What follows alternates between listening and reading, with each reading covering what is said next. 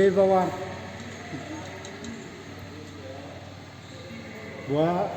আমি জানা মতে 140 বছর, 140 বছর হয় আমি জানা মতে। Welcome to my YouTube channel Papu Priyam. Guys, আজি মই বৰ্তমান আছোঁ মৰিগাঁও জিলাৰ নৱৈতিয়া বুলি কোৱা এখন গাঁৱত। মোৰ জেঠীমাৰ ঘৰত আহিছোঁ। আজি মই আৰু মোৰ ভাইটি ৰাজীৱ আমি দুজনে এটা মন্দিৰলৈ গৈ আছোঁ। মন্দিৰটো হ'ল গণেশ মন্দিৰ। গণেশ মন্দিৰটো বহা বৰঝাৰি বুলি এখন ঠাইত অৱস্থিত। তো শুনামতে গণেশ মন্দিৰটো এছিয়াৰ ভিতৰত ডাঙৰ গণেশ মন্দিৰ বুলি শুনিছোঁ। আৰু এছিয়াৰ ভিতৰত ডাঙৰ গণেশ মন্দিৰ মানে এটা সৰু শিলৰ পৰা সৃষ্টি হৈ মানে ডাঙৰ হৈ গৈছে, মানে এছিয়াৰ ভিতৰত ডাঙৰ বুলি এতিয়া মানে বিখ্যাত। চ' আপোনালোকক মই আজিৰ ব্লগটোত এটা মন্দিৰ দেখাম। মন্দিৰটো হ'ল গণেশ মন্দিৰ, এছিয়াৰ ভিতৰত ডাঙৰ গণেশ মন্দিৰটো। বলক আজিৰ ব্লগটো ষ্টাৰ্ট কৰোঁ।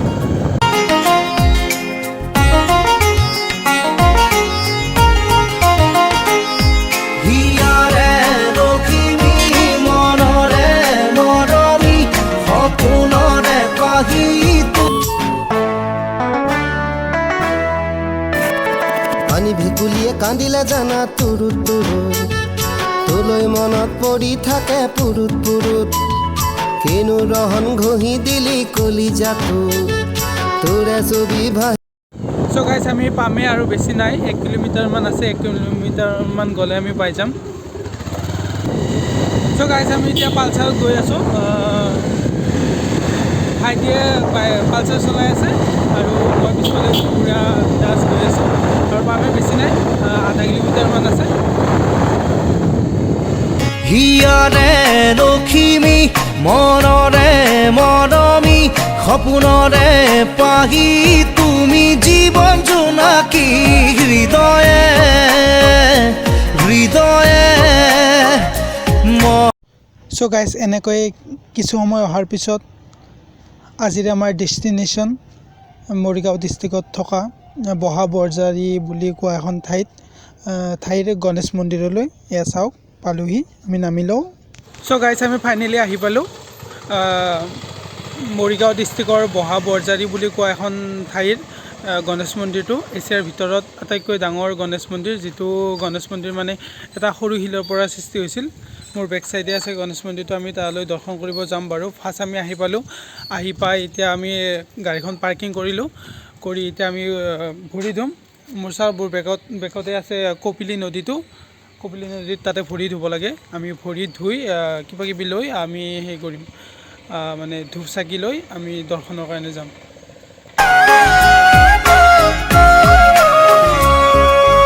মায়া মায়া মনৰ আশা, মিঠা মিঠা প্ৰাণৰ ভাষা, লাজৰে উৰণি গুচাই দিয়া, হেঁপাহতা চলতানি লোৱা। চ' গাইজ, ফাইনেলি আমি গণেশ মন্দিৰটোত আহি পালোঁ, বহা বৰঝাৰি বুলি কোৱা ঠাইখনত। এতিয়া মই ভৰি ধুই ল'ম, ভাইটিয়ে ধুলে বাৰু। বলক আহক, ভৰি ধুই লওঁ।